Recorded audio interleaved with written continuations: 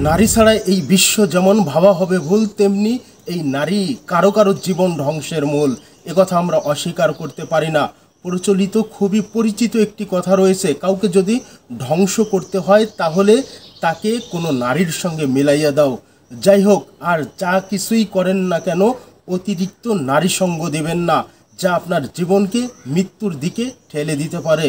দর্শক, ক্ষমতাসীন আওয়ামী লীগের এমপি আনোয়ারুল আজিম কলকাতায় একটি অভিজাত ফ্ল্যাটে নৃশংসভাবে হত্যাকাণ্ডের শিকার হয়েছেন।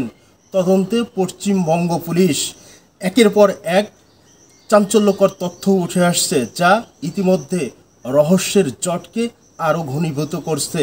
দর্শক, খুবই গুরুত্বপূর্ণ একটি সংবাদ রয়েছে দৈনিক ঢাকা পোস্টের, যার শিরোনামে বলা হচ্ছে, কে এই শিলাস্তি? কে এই শিলাস্তি? এমপি আনার কি তার সঙ্গেই ঢুকেছিলেন সেই ফ্ল্যাটে? এখনও মরদেহ উদ্ধার না হলেও ঝিনাইদহ ৪ আসনের সরকার দলীয় সংসদ সদস্য ভারতে গিয়ে যে খুন হয়েছে তা নিশ্চিত হওয়া গেছে দুই দেশের পুলিশের কথায়। স্বরাষ্ট্রমন্ত্রী আসাদুজ্জামান খান কামাল বলেছেন, আনোয়ারুল আজিম খুনের পেছনে কয়েকজন বাংলাদেশি জড়িত। এ ঘটনায় ৩ জনকে পুলিশ গ্রেপ্তার করেছে। এদিকে এ ঘটনার সাথে উঠে আসছে এক তরুণীর নাম, তিনি হলেন শিলাস্তি রহমান। তদন্ত সংশ্লিষ্টরা বলছেন, এমপিকে হত্যার জন্য কলকাতার নিউ টাউনে অভিজাত সঞ্জীবনী গার্ডেনের যে ফ্ল্যাটে ভাড়া নেওয়া হয়েছিল সেখানে অবস্থান করছিলেন ওই তরুণী।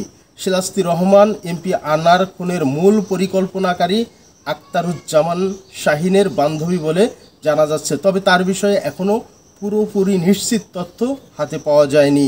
সঞ্জীবনী গার্ডেনের সিসিটিভি ফুটেজ বিশ্লেষণ করেছে কলকাতা পুলিশ। এতে দেখা যাচ্ছে ১৩ই মে ওই ফ্ল্যাটে ৩ জন একসঙ্গে ঢোকেন, তাদের মধ্যে ২ জন পুরুষ ও ১ জন নারী। একদিন সেখানে অবস্থানের পর ফ্ল্যাট থেকে বের হয়ে আসেন ১ পুরুষ ও ১ নারী। ধারণা করা হচ্ছে ওই নারী শিলাস্তি। ১৩ মে তিনি আমানুল্লাহ ও এমপি আনারের সঙ্গে ফ্ল্যাটে ঢুকতে পারেন। এমপি আনারকে কলকাতা নিতে ওই তরুণীকেই ফাঁদ হিসেবে ব্যবহার করা হচ্ছে বলেও সন্দেহ করা হচ্ছে।